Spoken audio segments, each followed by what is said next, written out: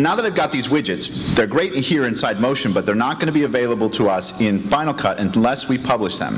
So I have to make them available.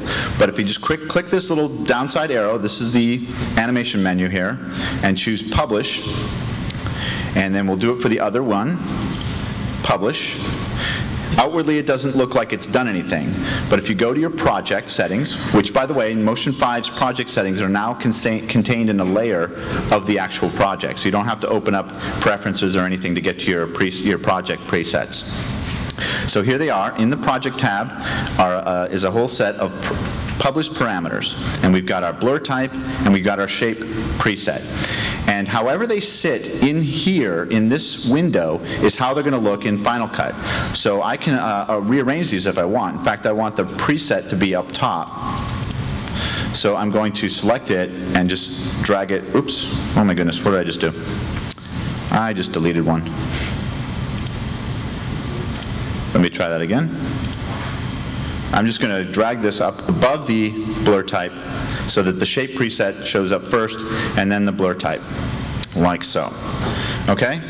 Now this is all great, well and great, but as you know, you're going to always have to keyframe your little blur or your mosaic.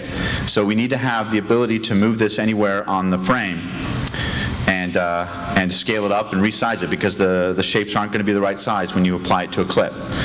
So I'm going to go down to the mask shape group that contains both shapes, and I'm going to go to the Properties tab here, and I'm going to publish the position and rotation and scale for this group.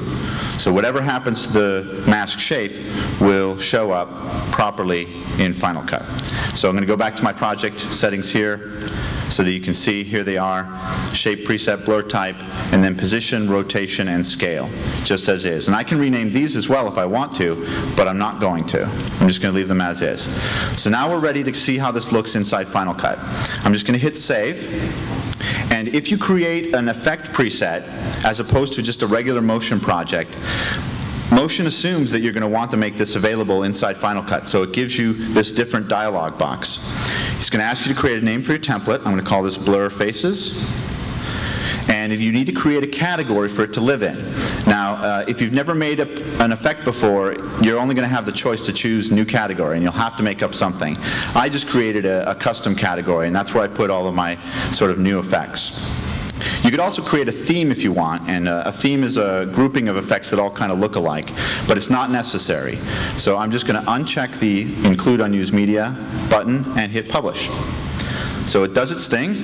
I can switch back over to Final Cut. I don't need to close and reopen Final Cut, just so you know. It just shows up. And here I have a clip of a mountain lion in the Witness Protection Program. So I'm going to open up my effects editor. That's Command 5 if you don't know the shortcuts. And if you don't know the shortcuts, what? So here we are. You can see it very well. Look in here under the Effects tab, and you should see the, I'll zoom in so you can see it. You should see the category that you created. Click on that, and you'll be able to see all your, whatever you have placed into that category. And so here's our blur faces. And I already can tell by looking at the icon that I made one mistake before I went over to Final Cut, and that was I forgot to turn back on the original effects source layer. So I'm going to switch back over to Motion, and forgot to do that. I keep doing this. Every time I do this tutorial with myself, I forget it. So here we go. I'm going to turn that back on. Just hit Save, swing back over to Final Cut, and the icon may not update, but trust me, the project has. And I'm just going to drag and drop this onto my clip here. And it's going to be hard to see its effect because we don't have a whole lot of blur or mosaic attached to it. But there you see, in the Effects tab of the inspector are all those properties that we played with inside Motion and published. So I can change it from an oval to a rectangle, a blur to a mosaic. Maybe if I do the mosaic, you can kind of see it.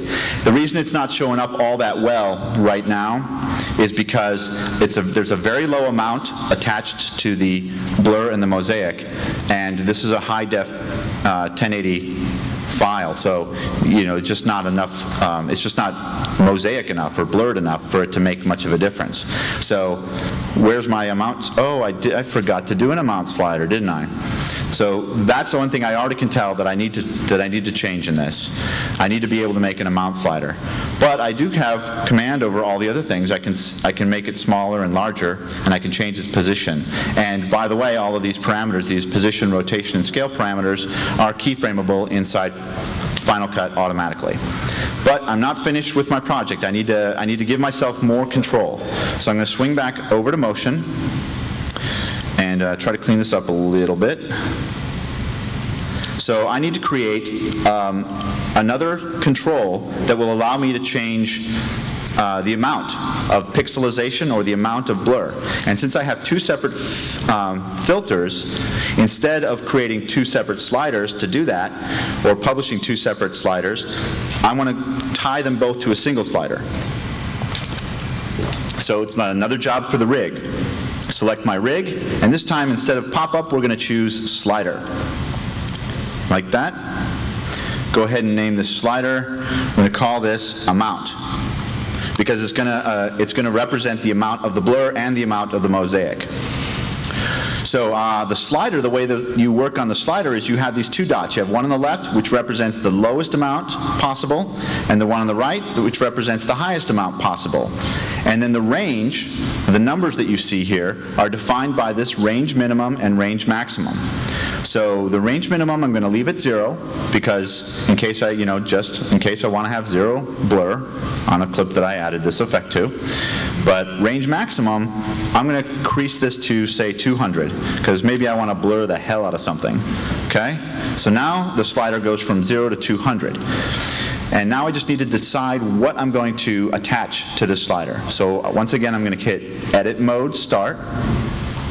I'm in my little recording phase. Go to my Pixelate and Gaussian blur filters here, and these are the amount sliders. The scale, it's called scale for pixelate, and it's called amount for Gaussian blur. So I'm going to crank the scale down to as far to left as it can go, which is just, it's 1, it's not 0. And then for Gaussian blur, I'm going to crank it all the way down to 0. Then I hit stop, go back to my amount, and then go to the right side. And you see, these are the two parameters that I had just been editing over in the Filters tab. They're now connected to this slider. So now that I've got them connected, I don't need to go back to the Filters tab to reset the second amount. I just click on the right dot, and I can actually just go in here and type 200 and 200. And now the slider will connect both of those single parameters into one actual control. And they don't all have to all have to be the same number either. In fact, let me just change the Pixelate one to 100 so that you can see if I put the slider in the middle, it results in a 100 blur and a 50 on the pixelation. Okay? Now I'm going to publish this amount slider, just like that. Go to my project, publish parameters here, and let me put this above the position, rotation, and scale. That looks good. And there we go. Okay, so let me hit save to save it again. Swing back over to Final Cut. Now, one thing I will mention is that if you have applied this effect to a clip in the timeline, it will not update with any new controllers or things like that. And you have to actually delete the effect and reapply it. And I think the reason they did that is to preserve any effects that you may have done in other projects or elsewhere with a particular effect that you've been using. So it doesn't change effects that have been applied. It only changes new ones from this point on. So I'm just going to delete this effect out of there, drag the new one right on, and now you can see, obviously, the amount has been cranked up. Okay, so I can switch it. I'll switch it to, I'll leave it on oval. Here we go. So we got our blur here. We don't need it quite that big, so I'm going to scale it down. He doesn't have quite an oval head, so I'm going to make that a little less oval. Then I'll adjust it here with the position controls. Voila. I guess if I was in my first frame here, I could start like right here. Set keyframes, you know, scan forward, set keyframes, move it, just like that. And obviously, now it's all perfectly hidden behind it. And at any time I can choose to change this to mosaic, adjust the amount, what have you. See, so that is kind of how it works. And now I know I don't have a whole lot of time to show this. 2-minute warning, Andy. What's that? 2 minutes. Oh, perfect. I just wanted to show you what more you could do to this. So I'm going to just select this and delete it. This is the final effect that I finished at home. I'm going to drop it on. It gives a couple more abilities here. First of all, I put on-screen controls for my blur. So I'm going to crank up the blur here like this. I can just adjust it right here, like that. I can adjust the rotation like so. You know, if you have people tilting their head and you want to do it like that, or if it's in rectangle, you know, and you're just trying to do the eyes. Not sure what this guy is supposed to look like. Just like that. And also, I thought this might be nice to have little guides, you know, because sometimes the amount doesn't show up as well. It's kind of hard to see. So I can have guides for both oval and the rectangle. I can choose my guide color, you know. I just went all out with this.